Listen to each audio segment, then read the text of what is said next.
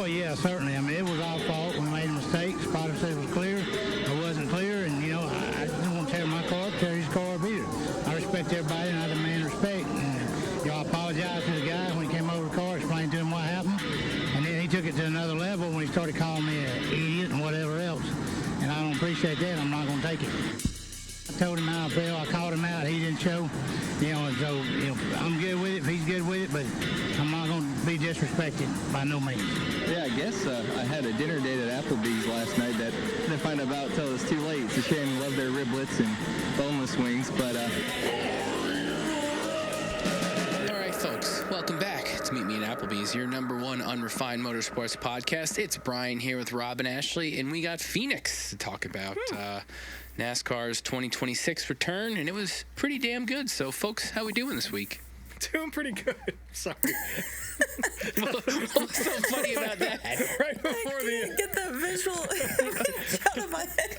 we were before the show. We were talking about dogs and stuff, and it ended up talking about Brian wrestling his neighbor. It's not even worth trying to bring up on the show. But Jesus Christ. But I'm doing good. A lot better after that laugh. How you doing, True Love? Yep, same. Oh, God. I am happy to report that the 4-foot-tall pile of snow in front of my house has disappeared in the 60-degree weather we've been having. Yeah, I'm feeling good.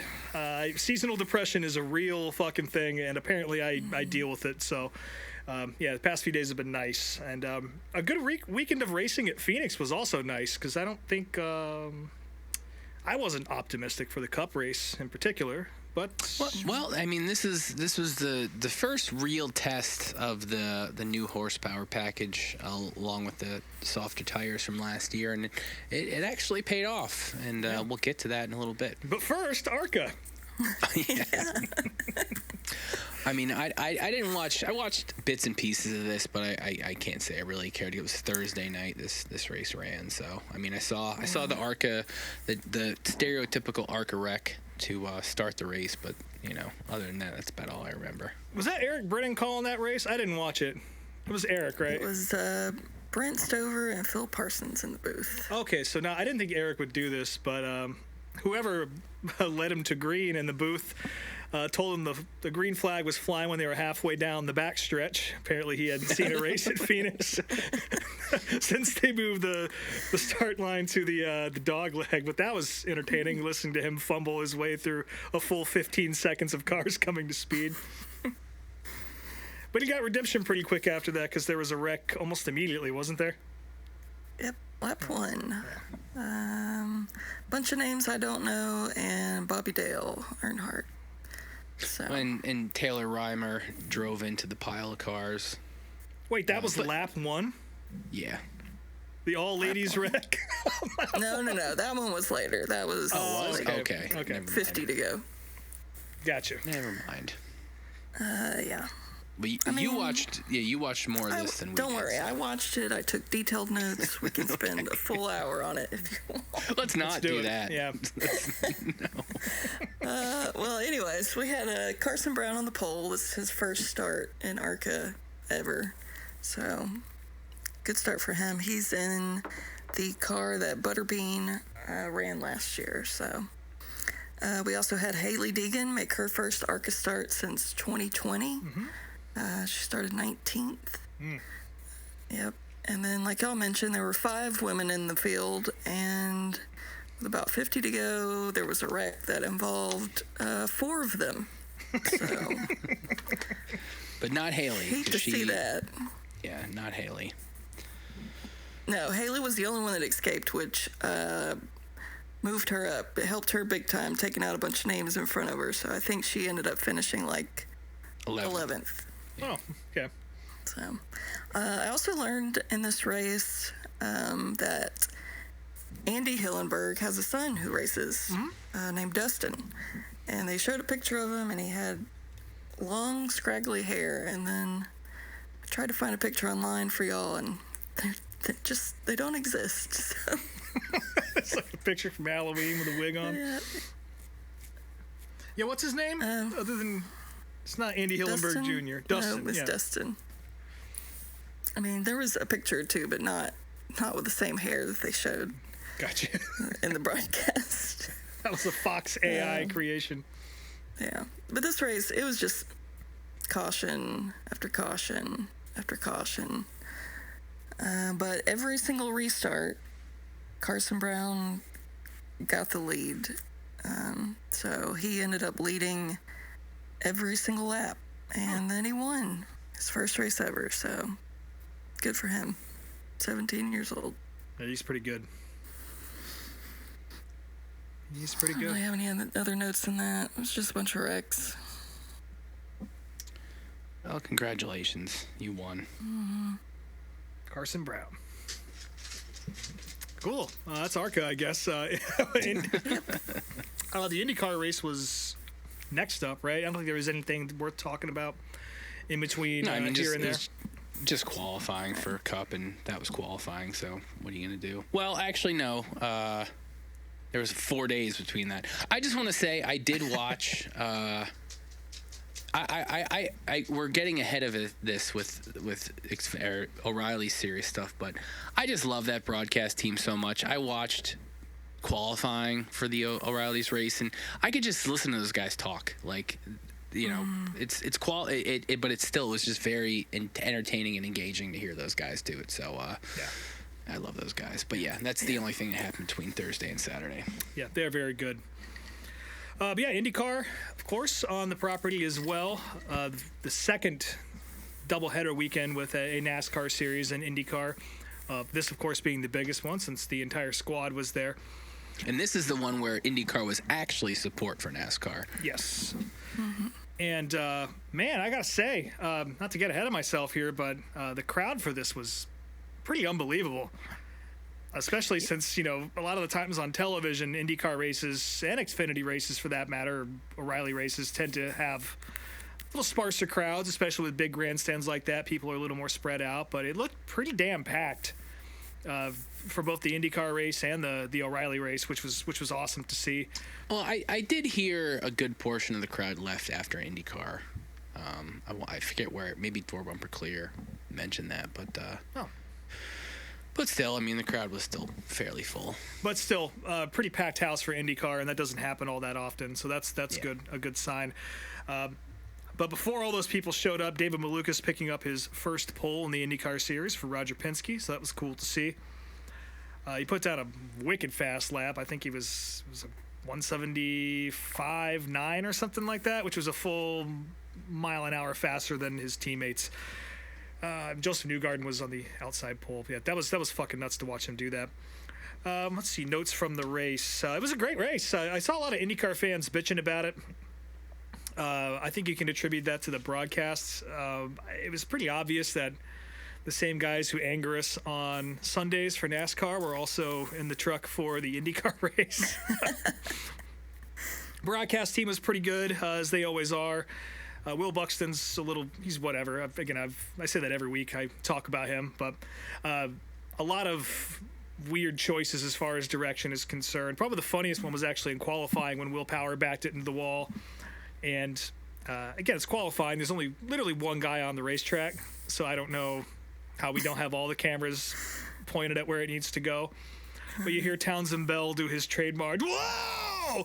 And then you see Will Power go wing first into the wall, and it shoots to another camera angle. They're expecting him to slide around, but he backed it in, so he's not really going anywhere. So it's just this completely empty shot of turn 3.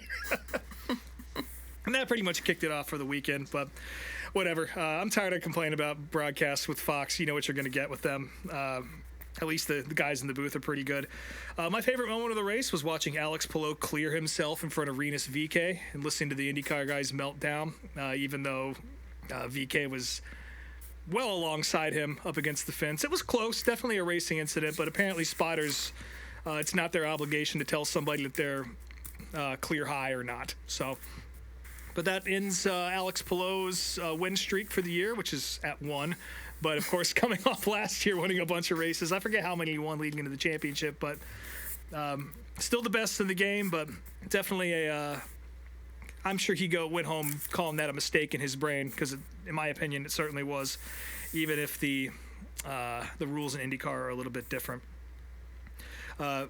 Also, I guess the graphics were a little irritating to some of us. They irritated me because I noticed that for at least half the race or more, they didn't have the running order on the screen or the lap count. Yeah, that was weird. Yeah. I would look up to like kind of try to get an idea of where people were running, and it was nothing, or how many laps were left. It was nothing. Yeah, Towards the end of the race, they got better about it, but I was very annoyed by that. Yeah, I wonder what that was. Because I did notice that too. That was strange. But yeah, Christian Rasmussen put on a show. Worked his way up to the front. Of course, he won Milwaukee last year in thrilling fashion. Looked like he was on his way to do it again.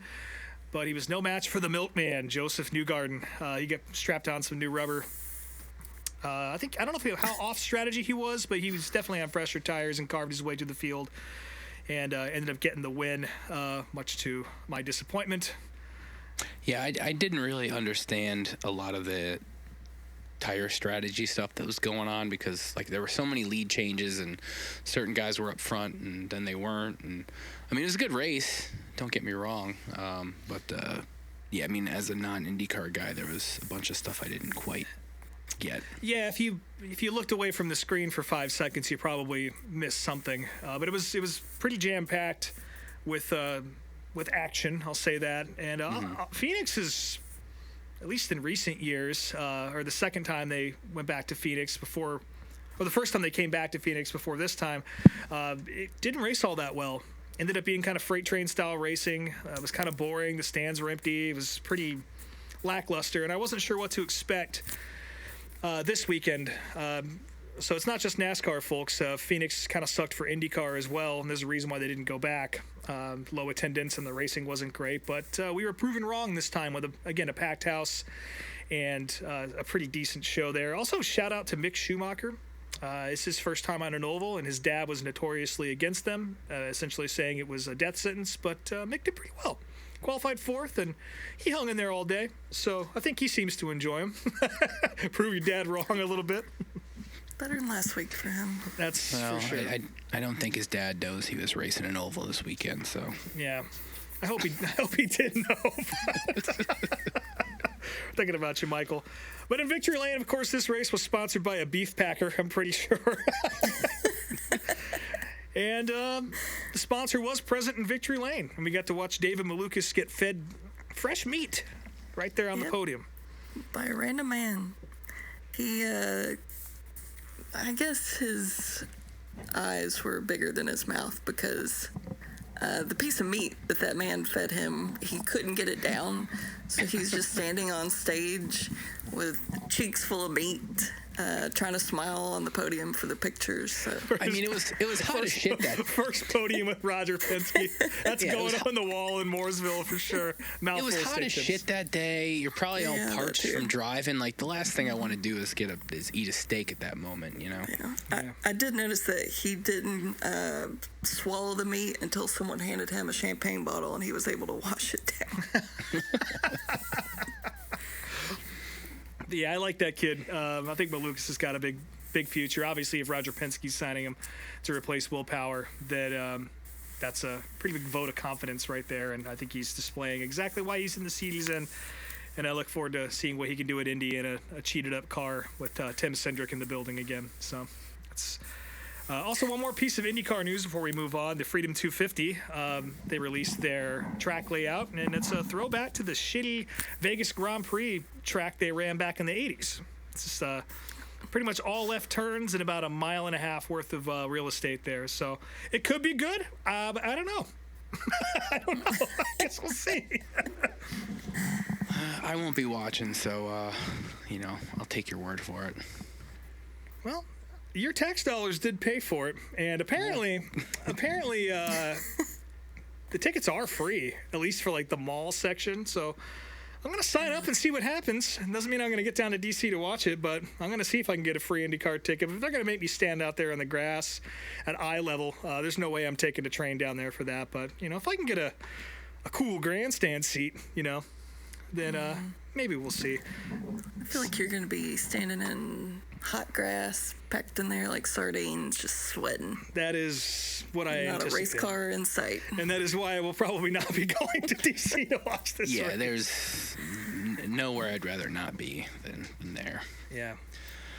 Yeah, but, if I did get a grandstand seat, though, maybe I get to sit next to Pete Hegseth and ask him why he decided it's a good time to play World Police and make gas go up to $5 a gallon. But, we'll see. Spend billions on crab legs. Yeah, exactly. Yeah, well, I am interested in that.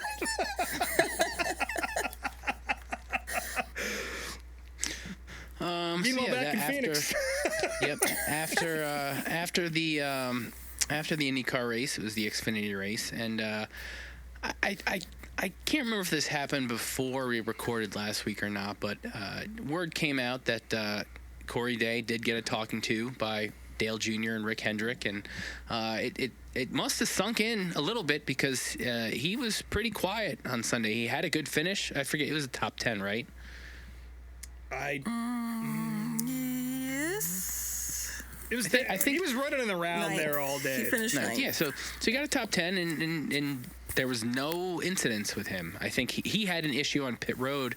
He was too close to the wall pitting one time, but, I mean, that's, not offensive in any way. So, I guess it sunk in just like it did with Ross, a couple years ago. So That was a very Ross Chastain after getting yelled at by Mr. Hendrick Performance, running around 14th place all day and waiting for people to drop out. But yeah, that's unfortunately what he's got to do right now. He can't go out there and be the big swinging dick just yet. Yeah. I did see an interview with Larson where someone asked him, like, did you talk to Corey Day too? Did you have a talking to him? And Larson said, yeah, I told him, hey, you're doing great. So I'm glad he didn't listen to Larson. Listen to Papa H. So the race itself, I'll admit the first couple stages were pretty boring. There isn't really a whole lot to report. I mean, it was the Jesse Love show for the most part. Mm-hmm. I want to say Carson Kvapil was up there too, and a couple others, but really the first two stages were pretty quiet. It was the last stage where everything really picked up. Carson Kvapil, he had a fast car, and he had a great battle with Jesse Love for like 10, 12 laps where they were just duking it out and side by side and crossing over and stuff, and that was really cool. And then the caution started, and that's to be expected for that type of race. But overall, the second stage or the last stage, everything got really exciting. This was Raja Caruth's first start for Jordan Anderson, and he ended up doing fine. I mean, Jordan Anderson cars aren't like back marker cars or anything, so I'm sure they're getting some help from JRM at this point with Finished eighth. Yeah, got a top 10 out of it, which, he's trying to stay up in the points when he has these spots. And plus he was driving an iRacing car, which I know was pretty cool for him. So Yeah. that was good to see. Not to get too ahead of ourselves here, but with a potential Hendrick seat opening up in the future, the near future here, sooner than expected, this is exactly the kind of shit he needs to be doing. Yeah. Yeah, for sure. When your competition is getting screamed at by by one of the richest men in America. Let's see. Poor LeVar Scott. So he's driving for Tommy Joe Martins now, and he was kind of in the way. Not so much, he was just a lap car all day, and he ended up getting spun out by Anthony Alfredo at one point and bringing out a caution, and Dale Jr. called him out on Twitter about that, which I got a kick out of. How did he word it? I forget what it was in context to. Well, it was a reply to just Alfredo's performance on Sunday, and then Junior was like, well, he ran into... Oh, he was out there wheeling. Yeah, Alfredo was out there wheeling it, and he's like, yeah, LeVar wheeled right into him. Good stuff. I love when Dale Jr. talks shit on the internet. Mm-hmm. Yep. But yeah, I mean, the end of the race, I mean, yeah, it was Carson and Jesse Love, but then Justin Allgaier made his way up to the front. I mean, he's a Phoenix stalwart. He's only got 3 wins now, but he's led hundreds of laps there and has a very good record there, and said he had a car that could win.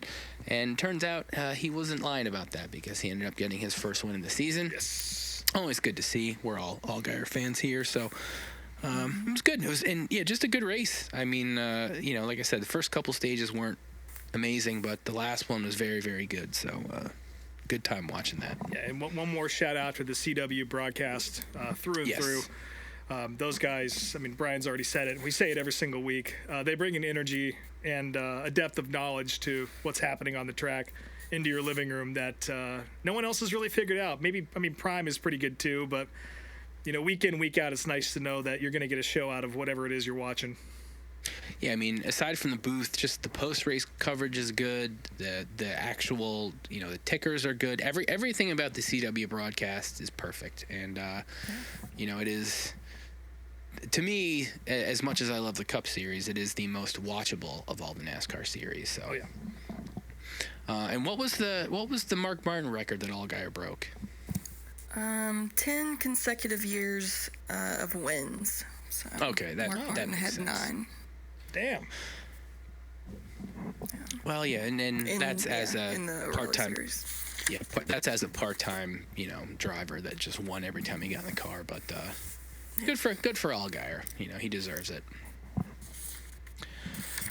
So anything else for Xfinity before we move on to Sunday? I didn't have any notes. The only other note I had was that Cruz and Swalach, who are teammates, were banging doors on purpose. Oh yeah, I remember seeing that. Yeah.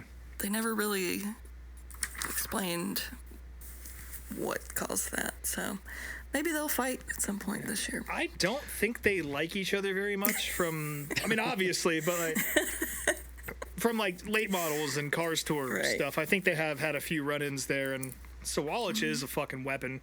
There's no question about that.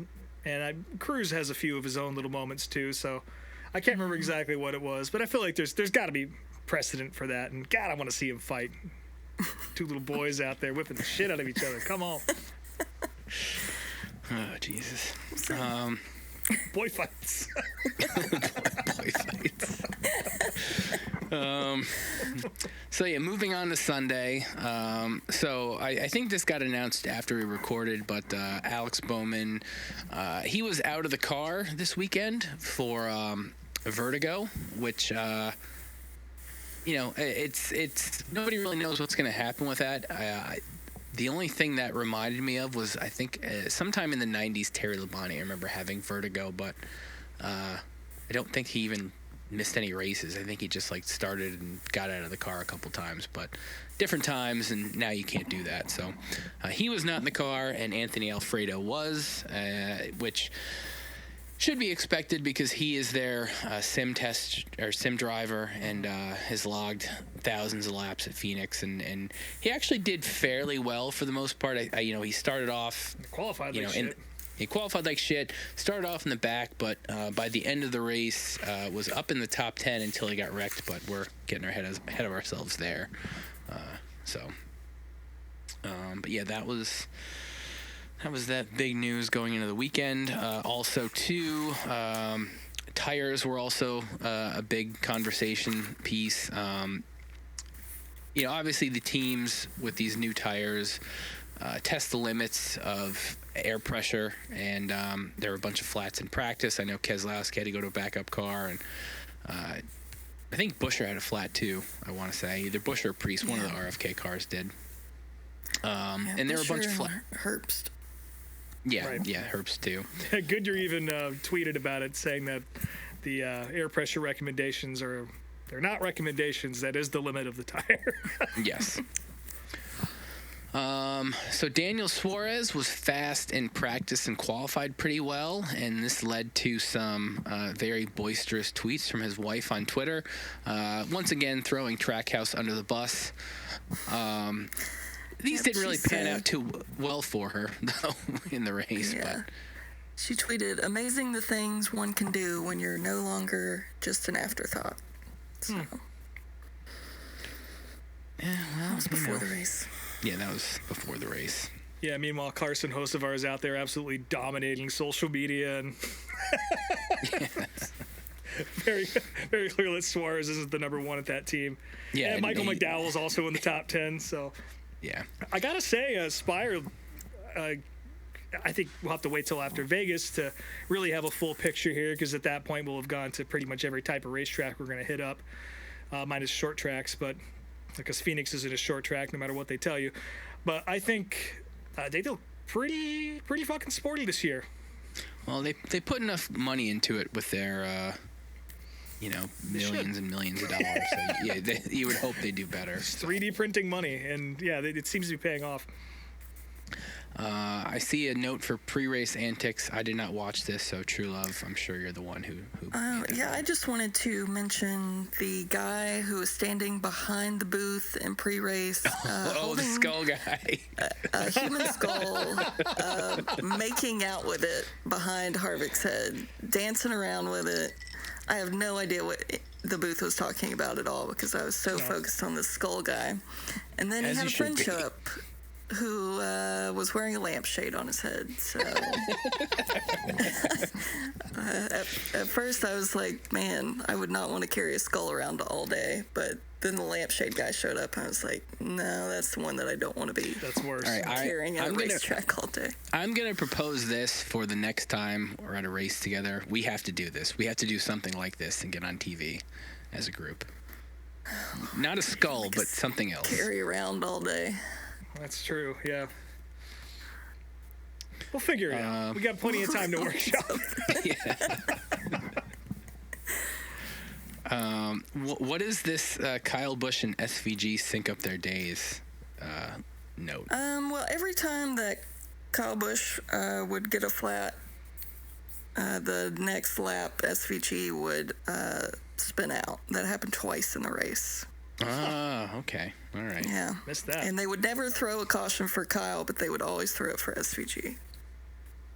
So Kyle was a little upset about that. Well, the one caution, like, SVG had a problem getting the car refired, so yeah, that's why. I remember that.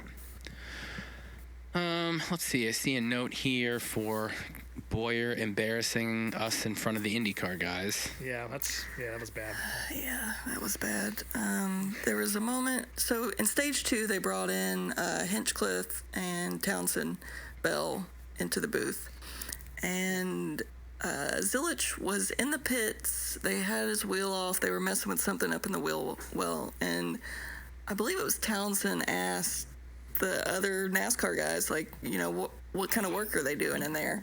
And Boyer chimed in with, well, if I was them, I'd be looking at a Wendy's menu in there. So just so useless. Yeah, it's 2 weeks in a row where they've debased themselves in front of Townsend Bell. Yeah. It's just tough to do with his hat selection. I really hate the hats this fucking guy wears. Ed Hardy, fedora bullshit. He probably doesn't wear them in the booth because he's got to have headphones on, but the brim on those hats is so small that maybe he gets away from it or with it. But yeah, Clint doesn't need to be up there. We don't need a comedy guy anymore. Like, at least not one that's not funny, because Clint is not funny at all. Yeah. Like if he was bringing insight and being funny, maybe that's one thing, but I don't learn anything from him. That was the Darrell Waltrip formula when he first started in the broadcast booth. He was kind of a clown, but also super knowledgeable. And Benny, don't forget Benny Parsons, too, was kind of that. That's true. No. That's true. Clint is, Clint is the guy you'd want to have a beer with, right? I think that's pretty much his role, but he's also the guy that starts talking a little bit too much after he's had a couple beers, and you got to wonder if you're gonna have to extract him from the party.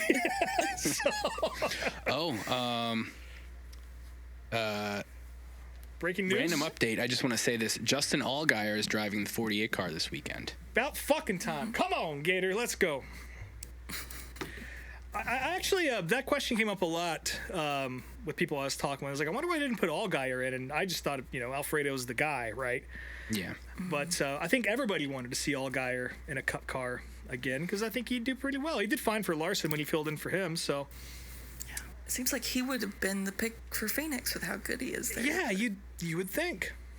But I guess we're going to find out at Vegas. That's great news. Mm-hmm. Okay, so Boyer embarrassed the NASCAR audience, and Daniel Suarez embarrassed his wife, spinning by himself, calling on the radio, "Did somebody hit me?" And like, nope, you just spun out by yourself. So, Took out Chase Elliott, so thanks. Is that what happened to Chase? Is that why he was towards the back all day? I guess Priest got into the back of Elliott, but it was because of the whole Suarez incident, so it all stemmed from Suarez. It's amazing what happens when... Not that we had any reliable replays from Fox on Sunday, but no, we did not. Not at it was all. nothing but onboard camera footage all day. Not a single fucking good replay of anything. Yeah. That's amazing what could happen when people get behind you, right? So this race itself, compared to a lot of the previous Phoenix races, was actually pretty good. And this is, again, the first time that this new horsepower package really showed off how different the racing's going to be. The tires were wearing out faster. The guys did have to watch their speed a bit more, and there was more passing, and it was a solid race, like from start to finish, really. A lot of passes for the lead and just passes throughout the pack. You know, Blaney had to come from the back more than once, which he was able to do. Yeah, to be fair, he's always been able to do that somehow, but... True, but, I mean, just still overall in spectacular. general. Yeah. And Ryan Blaney got his first win of the season, which really shouldn't be too unexpected. Although for a half a second, I was worried about Ty Gibbs getting his first win, and then the last pit stop cycle. Some guys took 2 tires, some guys took 4. Bell was the faster car towards the end of the race, but the last pit stop. Blaney and a bunch of other cars took 2, and this gave them the track position they needed.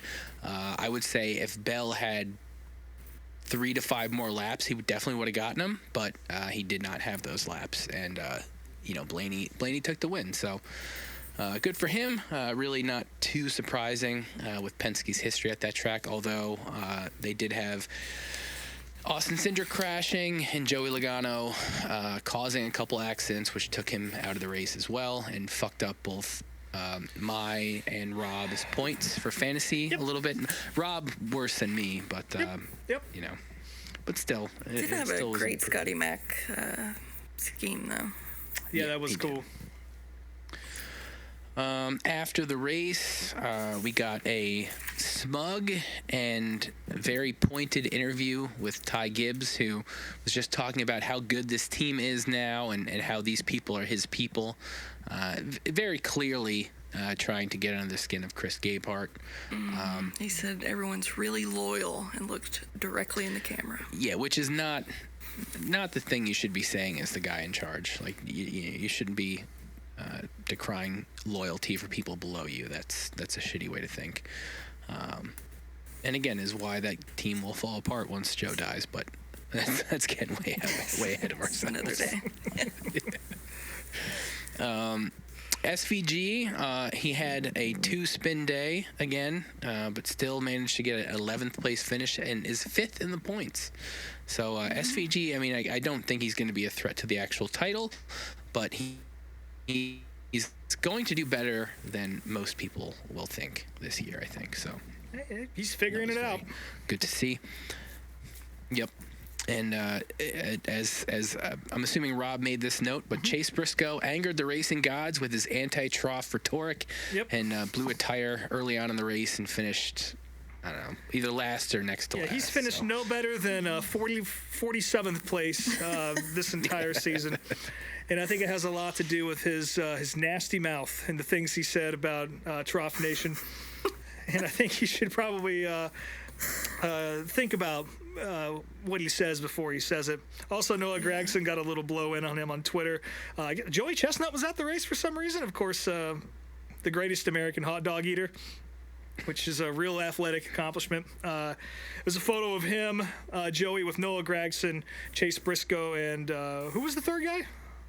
Zilich. Connor Zilich. And the tweet says, or it's on Instagram, the Glizzy Gobbling King, Joey Chestnut, 2 dogs and a puppy. And I imagine he's calling Connor Zilich puppy, but I'm going to go ahead and assign that to Chase Briscoe for not eating hot dogs. Yeah, and Chase should not have been allowed in this photo. No.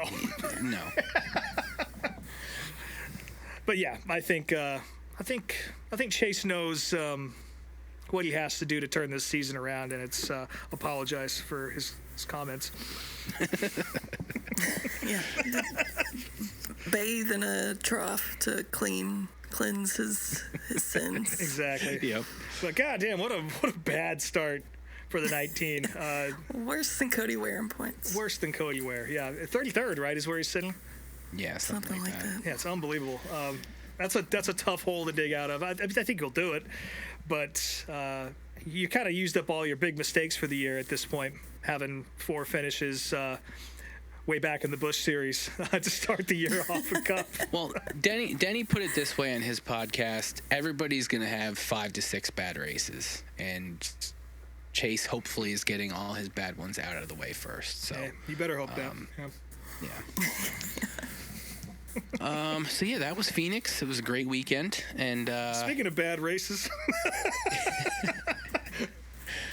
so True Love. Let's hear the Fantasy League report.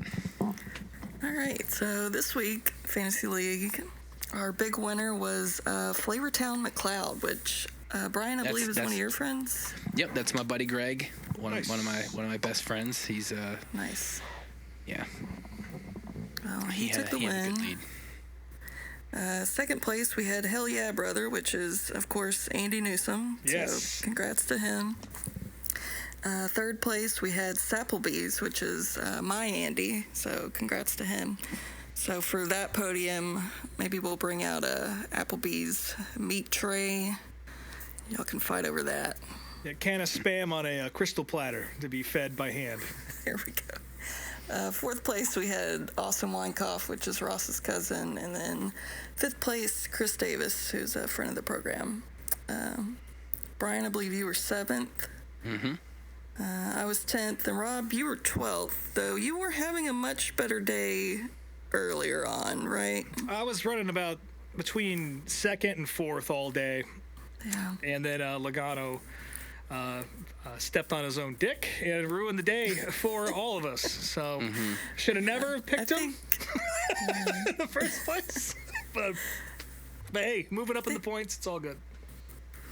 Yeah, I think Chastain screwed me again this week, so that's 2 weeks in a row.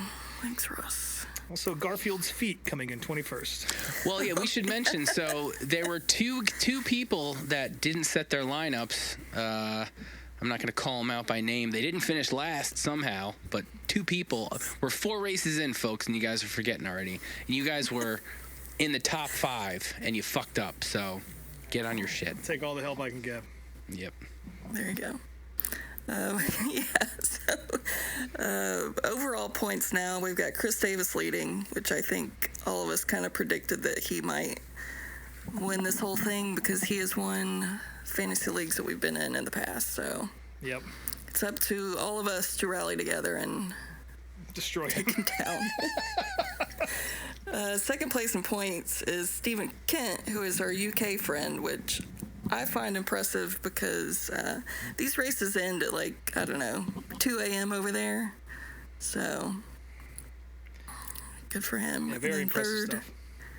we have Twin Peaks Motorsports, which I'm not sure who this is. So That is probably somebody from my Discord, I would say, because yeah. Yeah, there's a few names in here that I don't know. So speak up if I ever call your name on here, just so we know who we're talking about. Fourth is Jehovah. Is that another one of your friends, Brian? Yep, that's another one from Discord. Yep. And then Brian has moved up to 5th, so look at you. I've been consistent so far. I'm 7th, and then Rob is slowly chipping away up to 17th. So everyone in the top 15 is only separated within 100 points. So still It's early. very early. Yeah. But yeah, don't forget to set your picks. Those are already open right now, so go do it right now. Or forget. Yep. For Rob. Just Yeah, forget. Chris, he can forget. That's fine. Yeah, he can. Yeah. Get on a submarine. Yeah. Yep. Or not. Don't do that right now. No, Yeah, not yeah, right no. now. You're not get on a submarine right now. Just forget to say your lineup. So moving on to the notes from the week. Unfortunately, we have to talk about Cletus again because he got approved. He got approved to run Rockingham in RCR's 33 car. Yeah, I mean, I'm tired of talking about this. He shouldn't be doing this, but whatever. Money talks It's and happening. viewership talks, so it's happening. This is supposed to, if he does okay in this race, he'll get cleared to run Talladega next month, which, That makes perfect sense. I mean, he's already going to probably be there anyways, so whatever. Yeah. At least we'll get a good did infield care see- center interview out of it. Sorry, Yeah. True Love, go ahead. Yeah. I did see he posted today that he is selling or trying to sell his Sprint boat for $75,000 so he can fund a late model program. So Yeah, I think And he he's... doesn't need to do that, but I mean, that's good.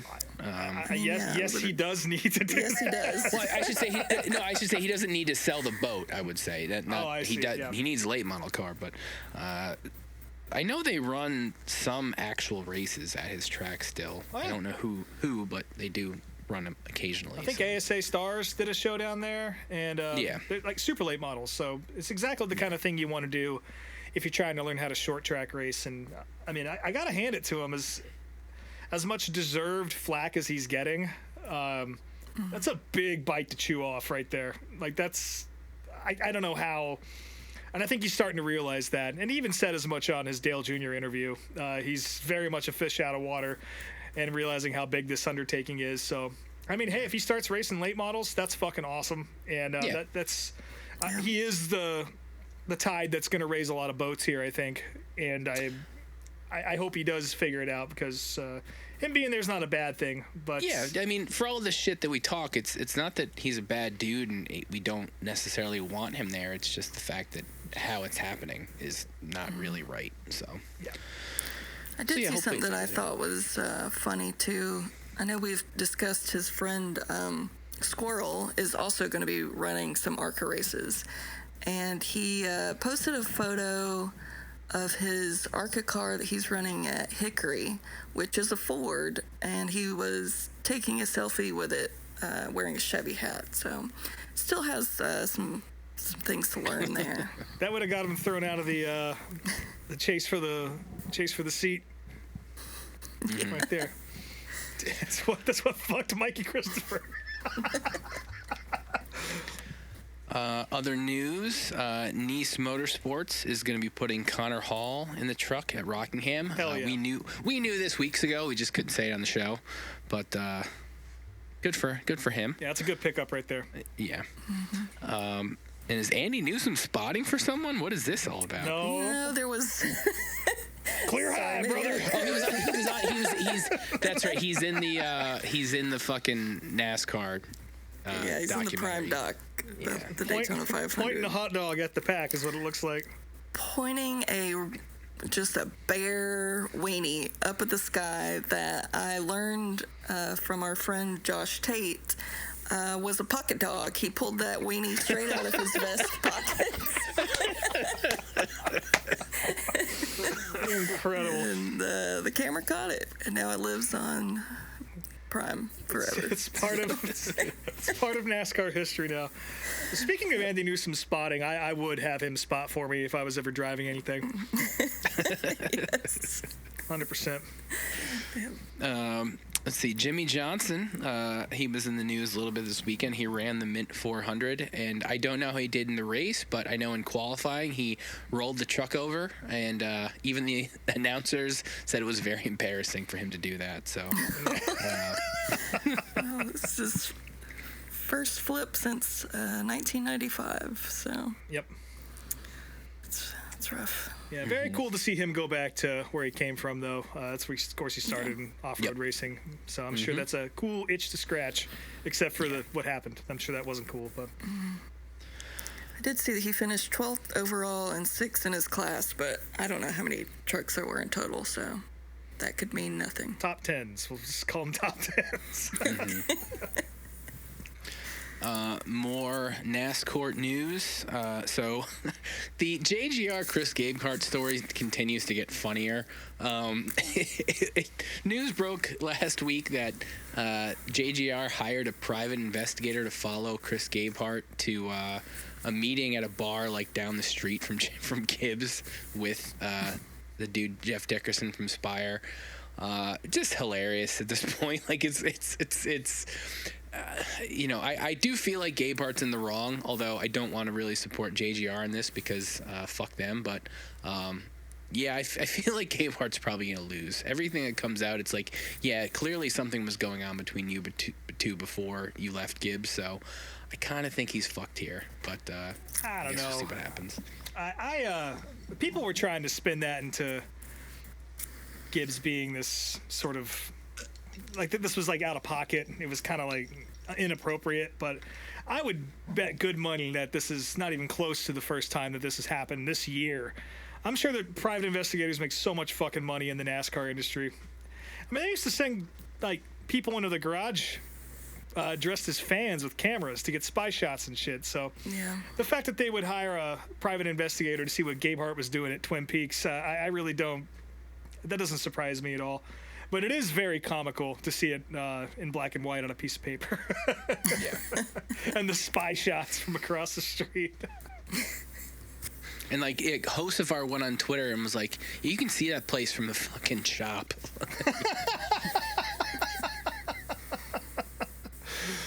Oh, that's really dumb. Well, speaking of good eats, I guess. Yeah, what is this Top Chef note here? Okay. So Top Chef, I've never watched the show before, but I saw a little preview clip for it, so I decided I would watch the first episode of the new season last night because they're filming in the Carolinas for this season. Mm-hmm. So their first episode took place at Charlotte Motor Speedway, and they just had a bunch of chefs out there cooking, pouring sweat into their food, and then they had Kyle Busch and Jimmy Johnson come out there and try it out. So, just a little NASCAR appearance on the TVs. The challenge was they had to make a dish before a car made 23 laps. So, So we're gonna have to watch this at some point. Then you're saying? Yeah. well, it was just the first episode of the Speedway. I think the rest of it was just other places around North Carolina. Yeah. Well, I'm saying we're There's, gonna have to watch that. Yeah. Oh, okay. Yeah. One of the contestants, though, I found out, she actually works for Legacy Motor Club. She was hired by them as an executive chef, so. Oh, no kidding. Gotta get Ross out there. Yeah. Pocket dog with a teriyaki glaze. I did see in a preview for the season that I guess one of the challenges coming up will be for them to cook liver mush, so. I saw Junior and Cletus were eating liver mush, which I've never had before. I mean, it looks appetizing, but I don't really want to eat anything with liver in it. So. Or mush. Yeah. I grew up I'll eat mush. I've eaten plenty of mush in my day, but. What are you, a fucking dog?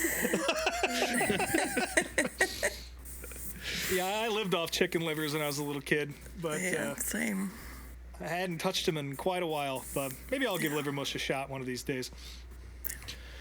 We don't really talk about F1 much here, but it was the season opening race this weekend in, where were they again? Melbourne, Australia. Australia. Yeah, the streets of Melbourne.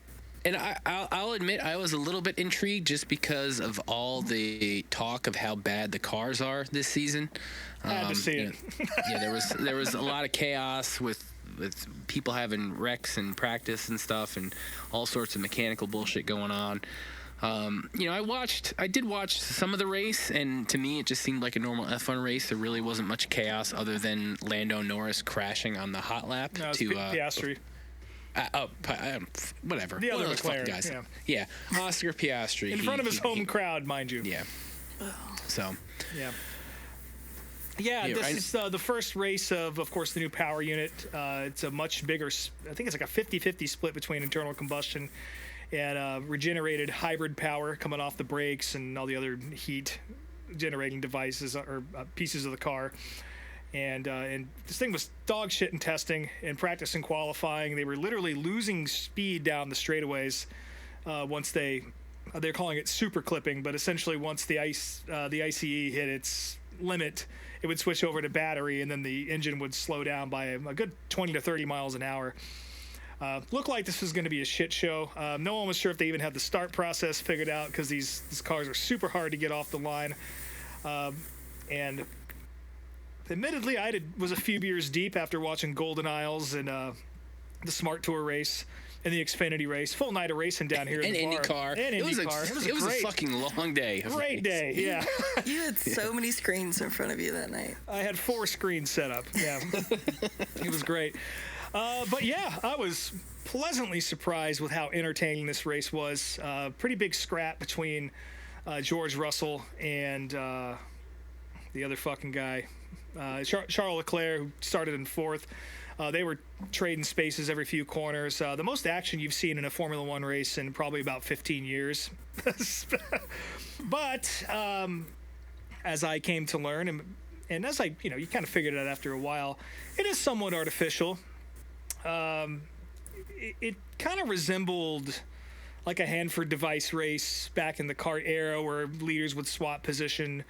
Or like the 550 package. I saw a lot of comparisons on Twitter to this being Formula One's version of NASCAR regulations circa 2016, 2017, when they started bringing that in, and how, yeah, it was side by side. It's visually exciting, but it's not exactly the most pure racing. That's all valid. And then, as Brian said, after about 15 laps instead of the usual first 2 corners, it turned into a pretty normal Formula One race, which George Russell won. And I'm sorry, if there's a series where I'm going to have to watch George Russell and Lando Norris fight for a championship, the 2 biggest fucking pussies imaginable in motorsports, I'm probably not going to tune in to watch that.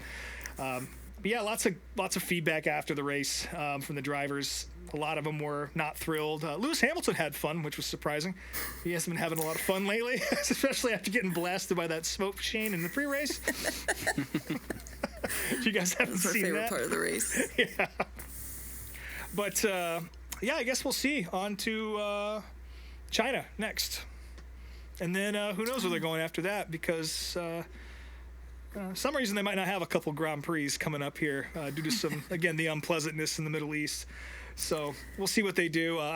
Apparently, it's leaked. I didn't put this in the notes, but apparently it leaked that Bahrain and Saudi Arabia might be canceled or are being canceled.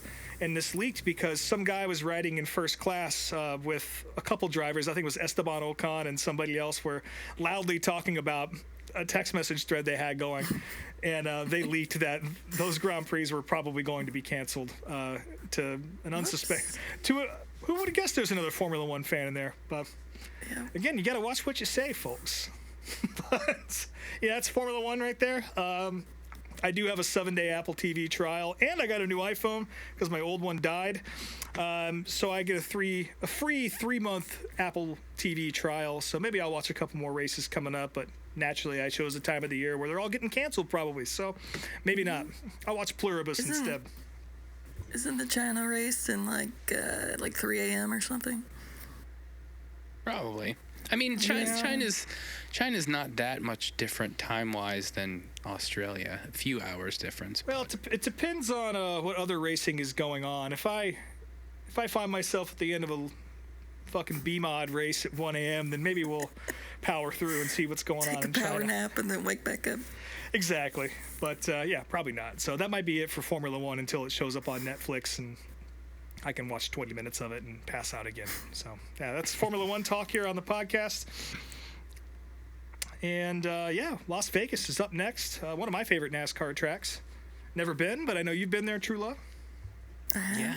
I wish I was going to be there this year. Yeah. Yeah, how come? What's different this year? We've got my teenage obsession, Jonathan Davis of Korn, giving the command on Sunday. I'm so upset that this is not what happened while I was there. So Yeah, this has the potential to be one of the most bitchin' commands we've ever heard. Is Korn doing a sphere or something? Like, why is he there? It's to promote the Sick New World Festival in Vegas. Oh yeah. Which, Yeah, funny enough, the first concert I ever went to at 15 was Korn on the SiCkNtWiStEd tour with Stained. Nice. And so I changed my AOL screen name to SiCkNtWiStEd01.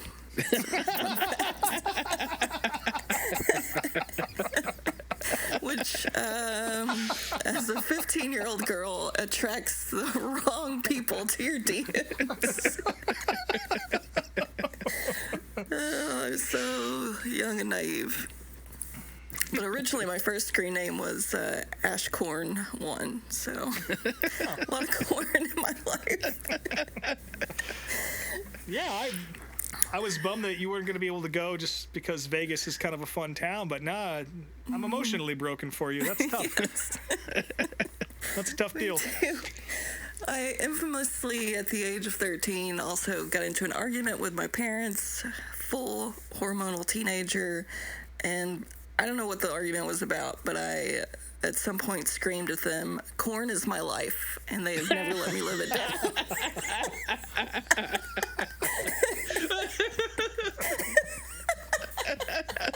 Were they taking your CDs away after a particularly contentious trip to church? I'm sure.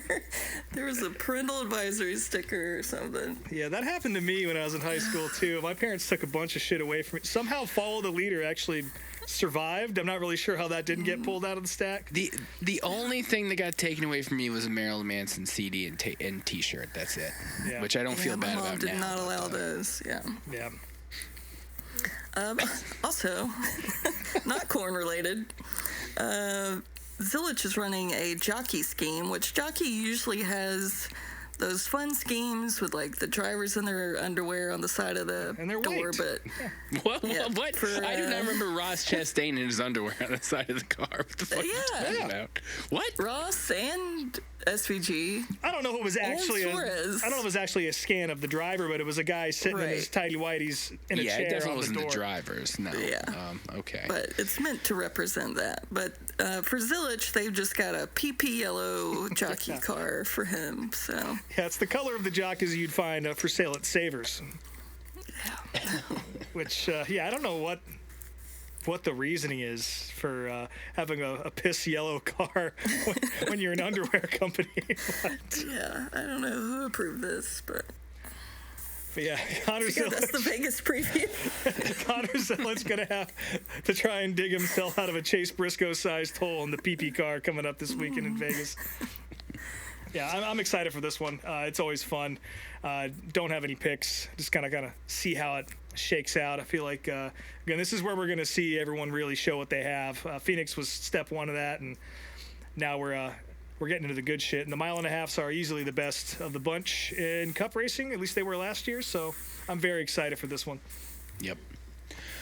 So moving on to the DARF of the week. There actually were a handful of different nominations over the last couple days, but we picked one that Rob and I could both agree on because we saw him quite a bit at Golden Isles. And go ahead and take it away, Rob, as I let my cat in the house. All right. We're going to just jump into the septic tank first because this comes to us from Golden Isles Speedway. Of course, closing out Speed Weeks 2026 down there at one of the roughest racetracks you're ever going to go to. Honestly, the best show of all of Speed Weeks. It started off pretty crazy from a silly season standpoint. I guess silly mid-season is what you'd call it. Corey Hitchcock got fired over at Billy Hicks' place because he's been sucking, so they mutually parted ways, whatever that means. Donald McIntosh back in the car, and then Cody Overton stepping in for Tyler Bruning, who's nursing a neck injury right now, which that sucks, and especially at a place like Golden Isles or at a fucking Bubba's place, Ocala. That was super rough, I'm sure. You kind of need your neck for that. Had a lot of friends down there. The boys I usually go to the dirt late model races with were all down there. They sent me a concession stand report, and boy, this place is fucking expensive, let me tell you. I've seen worse prices. Well, okay, so the base item prices, whatever. A cheeseburger for $12 is kind of expensive. But I gotta assume you get fries with that though. But you would hope. If you want to add pickles, lettuce, tomato, and onion onto that burger, it's $5 additional. That is fucked. So that is fucked. These are NASCAR prices. These are NASCAR prices. Nachos and jalapenos, $8. And look, I've heard tell that Golden Isles is kind of iffy on their future. I don't know exactly what's going to happen with it. There's a lot of talk even on the broadcast of they hope the Lucas Tour comes there next year, but they're not sure. But I sure hope they do, because the racing all week was incredible. Yep. Not much of a Jonathan Davenport fan, but getting to watch him beat Scott Bloomquist's record of 95 Lucas Oil late model wins, that was pretty cool. Davenport got out on Friday night and gave everybody the old crotch chop in honor of Bloomer. That had me tearing up. That was great. But our Darf of the Week, again, does come from Golden Isles. And there's this guy, you can see him on the broadcast. I got some footage from my friends out there. I think this came from, it was either James or Kim Bob. I can't remember who. I think it was James. So thank you to either one of you. Is this guy who just would stand up at the front of the grandstands with his shirt off and just jump around and wave his shirt around his head. Obviously can't show you a video and an audio-only podcast, but we will definitely post this on the Instagram. This is about as classic of a Darf of the Week as you could possibly get.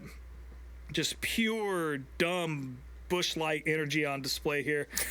And he was even doing it for the Crown Vic race, so Nice. that man had him a good time, and I feel like that fencing does not look safe. No, but he was definitely testing its strength for sure. No punishment for this guy, because I feel like he probably got enough punishment on a Sunday morning when he woke up from the fog of a weekend at Golden Isles. Probably took a couple chunks of mud to the dome too. Yeah, seriously. And speaking of which, Freddie Carpenter also took a chunk of something through the old windshield and knocked the center of his visor out, and he was like, I think it broke his nose, and it was very similar to the Aaron Reitzel deal at Vegas last year in that high limit race. Just a rock went through into the car and straight through his visor, and he had to pull off. And pretty nasty photo there. He's very, very lucky to be not hurt any worse than he was. That's always very scary, but that's why they run rock screens at these places. Again, pretty rough racetrack all weekend. I don't want to get ahead of myself here, but the winner of the race got out in victory lane, Devin Moran, and he even said it himself, this is the worst dirt we've seen all of Speed Weeks, but this was some of the best racing we've had in a long time, and I have to agree with that. The Saturday night feature was absolutely incredible. Mark Whitener led the first 14 laps till young-ass Trey Mills. I thought he was like 15. Apparently he's 17 now. Dude, he's aged like 30 years. Yeah, he is very much in the vein of Tyler Ankrum, and where he looks like a child, but he sounds like a grown-ass fucking man, like a 50-year-old man. And I'm a fan. He made a fan out of me on Saturday. Yeah, Trey Mills is badass. I've sung his praises on this show before, but I'm gonna do it again now. That kid is got a hell of a future in front of him. No matter where he goes, I think. But yeah, he went from looking like a Christian claymation character just last year into sounding like he works in a rock quarry. So good for him. Unfortunately, Trey, he wrecked himself, man. He was going after it with Hudson O'Neal and Brandon Overton, and just hooked the cushion with his right rear and flipped the ever-loving fuck out of his car, out of the park, onto the grass area above the wall. And that's where it sat for the rest of the night. They couldn't get up there to move it. Surely it wouldn't happen twice. We'll just leave it here. And that fucker stayed there through the Crown Vic feature, which probably took 4 hours. I couldn't tell you. I turned it off by that point. But, apparently you can park there. Usually people tell you can't, but apparently that was a valid parking space. So there's a good chance that car's still sitting out there, and we'll see it in 2027 if Lucas Oil goes back to the racetrack. Big shout out to Max Blair, coming from like 140th place all the way to the lead. He passed more cars than anybody this weekend, I'm pretty sure, and had the lead for a brief period of time until Devin Moran finally got around him and won by about 0.8. Again, Moran praised the racetrack and the racing we saw, despite the conditions and the quality of the dirt that was in there. That didn't seem to matter. That was the best fucking show of all of Speed Weeks, and probably the most fun I've had watching a dirt late model race in a little bit here. Inject that shit into my body as much as possible. That's what it was all about. I texted so many people after that race was done. I was like, you better watch the fucking highlights for this, because this is what it's all about. This is why I talk about it on the show. This is the shit. So yeah, Golden Isles, future uncertain, but I really, really, really hope that this place sticks around. I'm sure it will in some capacity or another. But man, very quietly rocketing up towards the top of my to-do list here. If it keeps putting on racing like that, because that was incredible. Not too far up the road, maybe a state or two over, the World of Outlaw Sprint Cars were at Talladega, and we got to see another pretty impressive showing from an old timer. Donnie Schatz breaking his 510-day losing streak. That's his 137th win in World of Outlaw. Sorry, 317th win. I'm dyslexic, apparently. That's right, 317 wins in 410 sprint cars of the World of Outlaws. And his first with his new team at CJB. First win since he got let go from Tony Stewart Racing. And absolutely dick stomped him. So that was really cool to see. Sheldon Haudenschild getting second. Buddy Kofoid picking up third. Kind of starting to recover a little bit from a rough few nights leading into this, particularly out at Volusia. And Bryce Lucius also showing some speed out there. He's pretty good at these little bull rings, and he was in the dash, and he ended up getting fifth, I believe.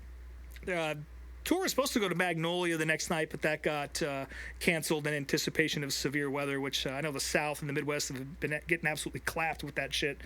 So probably a good mood. I don't know if it actually got rained out or not, or weather came through at all, but it doesn't matter. They canceled the show, so it's on to Texas after that.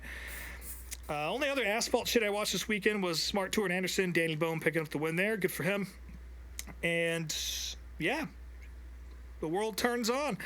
High Limit starts off their season at Vegas this weekend. Of course, a companion event with all the NASCAR action. It's right across the street or on the property, I believe. Where is the dirt track in comparison to Vegas Motor Speedway?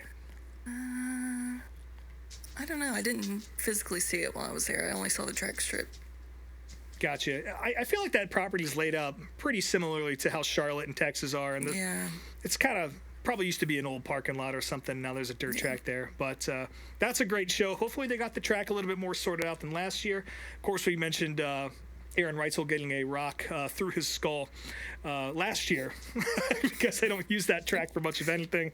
Hopefully they've got the tiller and the water truck out there, and they're packing that fucker full of whatever it takes to make rocks not fly into drivers' heads. And hopefully these guys brought rock screens this time. Also, World of Outlaw Late Model is going to be at Bulls Gap in Smoky Mountain. That's going to be a good show. It's a little Tennessee trip for the boys. And on the sprint car side of things, World of Outlaws will be at Cannondale for the weekend for the Cowtown Classic. If you see Alex Hammett out there hanging out with the Shark 1A guys and Jacob Allen and Ashton Torgerson, go say what's up. Alex Hammett, love that guy. I think we all do. And he's going to be out there wiping wings down and stripping shocks for those boys this weekend, I guess. So if you're down there in the pits, go say what's up to Alex. And with that, we're going to go ahead and flush this motherfucker down. And we're going to talk about bass fishing for a little bit.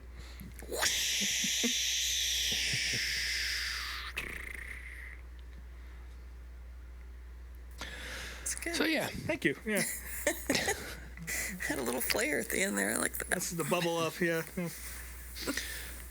so yeah, I picked some pretty chill videos of the week this week. Like I said, inspired by Denny Hamlin talking about fishing. I found a couple NASCAR fishing videos. The first up being an episode of Hank Parker's show from the 80s. Where he did a Battle of the NASCAR Stars fishing tournament with Dale Earnhardt as his partner. This episode was from either 86 or 87. I can't remember exactly, but one of those 2 years. And very, very chill video. Not a ton to talk about, but this was a full episode of the show. I'll watch the first 10, 11 minutes of it. I got a kick out of the intro to the show, which was basically a guy getting out of bed and getting in his truck and, driving to the lake. And there was That's great. a good shot of his feet in there, and also the song the song that played in the background was just about a guy like completely abandoning his responsibilities to go fishing. I thought that was pretty funny. This was in 1986 actually, because it was after one of the North Wilkesboro races. But also in this tournament, we saw a couple shots of Harry Gant and Dave Marcus, and I know I saw Buddy Baker also on the list, but unfortunately we didn't see any of those guys. We just saw Earnhardt and Hank Parker. Neil Bonnet popped up so briefly. But. Okay, yeah, then there's another one, which makes sense. So I guess the deal was these guys had 40 minutes to fish and then had to go back and report what they've caught. And this was on Lake Norman, which is where Dale lived up until his death. I think this was at his first house, though. I think that's what the house we saw in the background. I could be wrong, but Dale Jr. could answer that question. There was some chit chat about Dale driving and making mistakes and in a pit stop.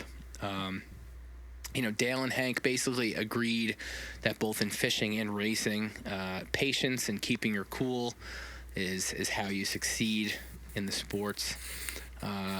Hank caught like a little tiny fish that probably weighed less than a pound, and it was also missing an eye. And Shittiest bass. and after this catch, it was Dale decided they're gonna have to bribe the weight master of the competition to succeed in this thing. They drive back on the boat over to the gathering, and there really weren't that many people there. Which, granted, this was like a charity fishing tournament, but you would think, especially in North Carolina in the 80s, there'd be more people there for an event like that. But pretty small little crowd.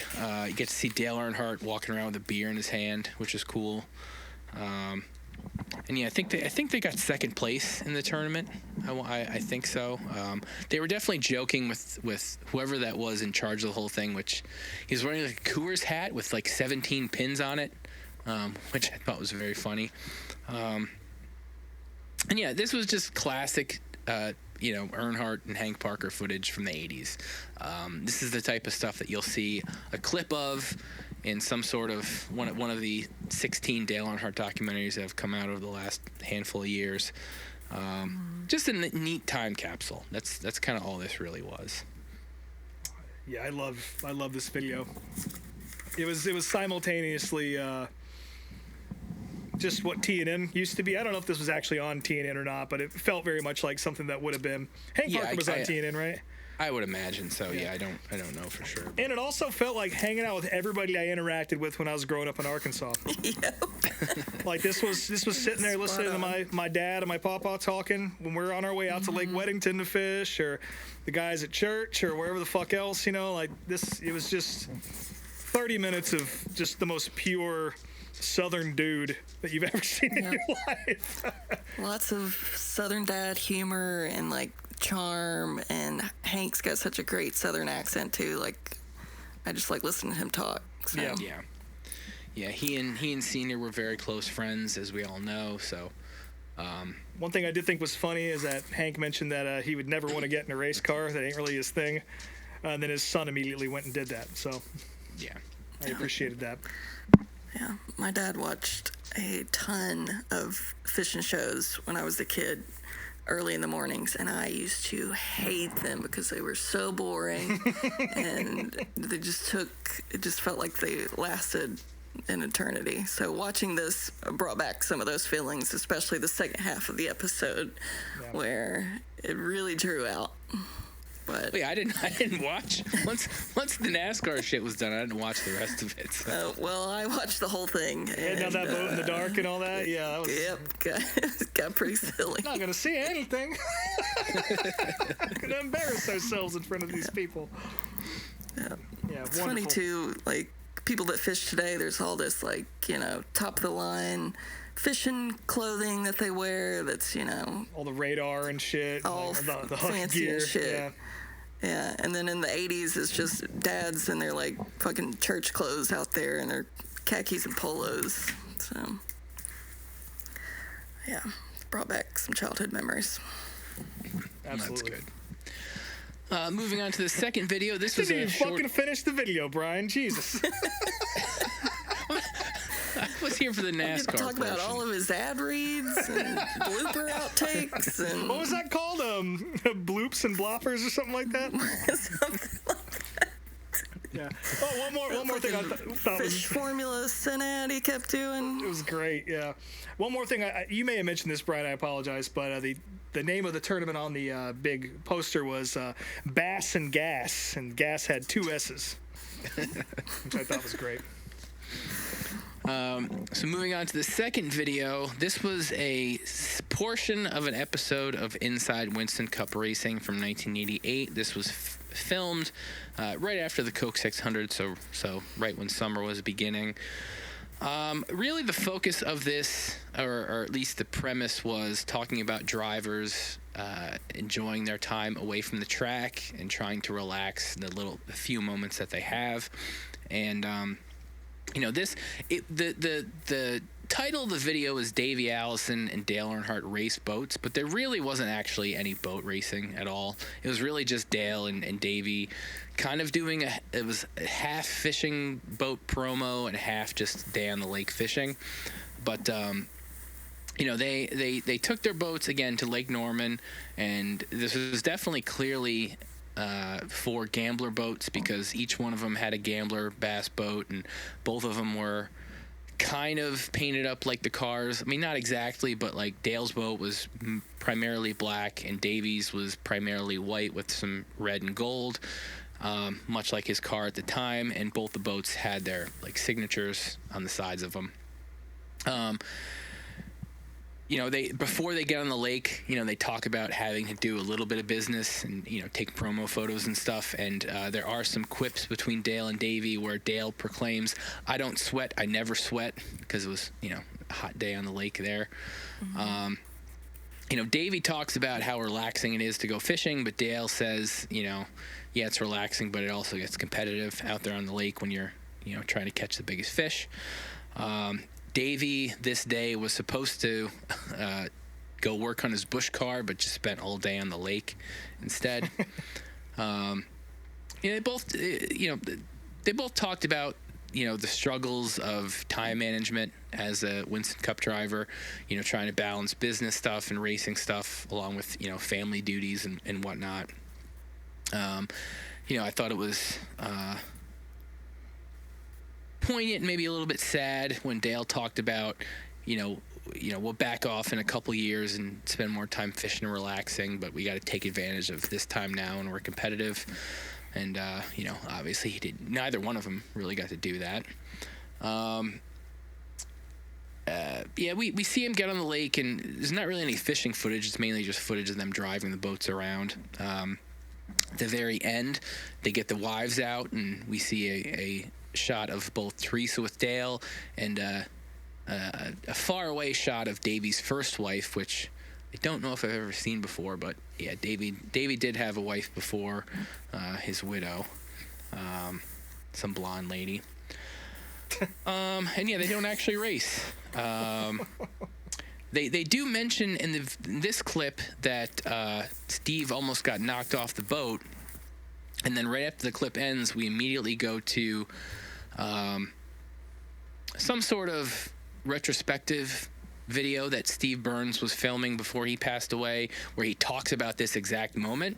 And basically what happened was, it seems like Steve had a camera on the boat with Dale, and he was filming Dale while driving, and Dale must have hit a wave or something, and it knocked Steve out of the seat. And when he came back down, the camera smashed him in the balls. And the funniest part was after, when they were off the boat, Dale goes to Steve. Steve, Burns, your nuts are hanging out. And Burns goes, they're gone now. So I thought that was pretty Teresa's entertaining. just sitting there smiling. Yep. Yeah, that's all she ever did. Sad that Steve Burns is gone too. Yep, absolutely. But yeah, Liz's again, first wife, his name is Deborah. Deb and Dave. so yeah, again, a nice little time capsule shot. Really nothing crazy to talk about her, but still, I mean, for those of us who really enjoy seeing these types of clips from the 80s and 90s of off-track stuff and things that don't really get mentioned or talked about, it's a cool time capsule. So what did you guys think? Just good, clean fun. That's all this was. Yeah. Also, if anything, that last video is a great reminder that you should be following NASCAR Man on YouTube. That's where this video came from. That guy is one of our collectively one of our favorite YouTubers for sure. Just compiles so much good shit like this. So if you like what you saw there's plenty more of that on his channel. Of course, NASCAR Man History as well. That's another great one. So give him a follow. Yes. Yep. Yeah, I had seen this clip a few years ago on Instagram probably, but I'm always excited to have any opportunity to watch any Davey videos. So Same. Good pick. Same. Yeah. Cool. Well, the video of the week this week. So last week on the show, we talked about the meme that was created with AJ Allmendinger and comparing him to Dorf on golf. And like right after we recorded, the next day as we were getting photos and stuff together for the post, True Love mentioned that Dorf Goes Racing was actually a thing. And I told her I was mad that we'd have to wait an extra week to talk about this, because that is what we're going to watch, Dorf Goes Auto Racing. So yeah, I mean, I kind of just skimmed through this, and I'm going to tell you that it's going to be a bad video. Like, it's not going to be very funny, but it is another very cool video with a lot of good 80s pit road footage. So that I'm very excited about, and I'm excited to see how bad the comedy is. But Dorf Goes Auto Racing is the video of the week this week. Yep. Nice. This is not one that I have seen before, but a long time ago, me and my boyfriend were walking through an antique mall, and there was a VHS copy of Dorf Goes Auto Racing, and I was like, holy shit, I didn't know this existed. And so I was like, I'm going to watch it on YouTube first before I recommend it to make sure it's okay. And I just totally forgot about it until you mentioned AJ Allmendinger last week. So, I mean, listen, I don't think, I don't think we probably have too many short listeners of the show. I know Rico's not a listener. So, if you are of the legally short variety, apologies short. in advance. legally short. Somehow more offensive. That probably is offensive, isn't it? It's also the name of this episode. But listen, this is part of what we do. Like, I want to go back and expose the fucked up and weird videos of racing's past. So yeah, I'm sure there's going to be some off-color jokes in this, but deal with it, folks. We've had some good videos so far this year. I'd say this is probably the strongest start we've had. It's all been pretty great content. Even the 10-hour one where we watched the modifieds, that was killer. So yeah, we're due for a dud here, but I don't think this is going to be it. I think this is going to be a good one. Yeah, it's going to suck, but it's going to be a good one. Yeah. I'm excited to see all the driver interviews that took place or that participated in the movie. So yeah, a very weird little point in American culture that Dorf was able to carve out of space, and I'm happy to dive into it. That's definitely one way to put it, for sure. Cool. So yeah, that about wraps things up for the week. As mentioned, Vegas is this weekend, and I'm sure some dirt stuff. Is IndyCar racing this weekend? Did we mention that or no? I think they are. Yes. Barber, right? Arlington Streets. Oh, that's right. They're going to Dallas. That's right. Okay. So there'll be plenty of racing stuff to talk about next week, along with Dorf. So, look forward to that. As always, Yeah, as always, you can follow us on Instagram at meetmeatapplebees, on YouTube as well, Meet Me at Applebee's. I am Speedway Screens on all the things. What? What did I Our fuck up? YouTube is down. Oh, yeah. Something's fucked up with the YouTube, but, listen, we're on all the podcast feeds, so. Is it down? Again? Yeah. Hold on. Well, it says no content on there. While True Love is giving her tags. Oh, yeah, all that I haven't here. even finished mine yet. Hold on. Sorry. Let Brian finish his. Yeah. Yes, we'll do some tech support here. I'm Speedway Screens on all the things. SpeedwayTSJ.etsy.com is the shop.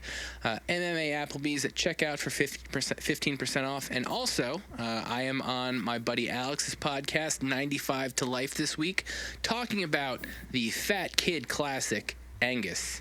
So, if you wanna listen to me talk about that and, pop punk and other bullshit, check it out. It was a fun episode, so. Nice. Yep, still Snake Mountain True Love. So, Rob, you got that YouTube fixed yet? Yes, I do. So it's not down. It's just that the home page displays no content. I don't know what's going on there, but all the podcast episodes and video of the week and all that are still up there. You just got to go to the actual videos or playlist section. Playlist is where you can find video of the week and some other random stuff in there. So it is up.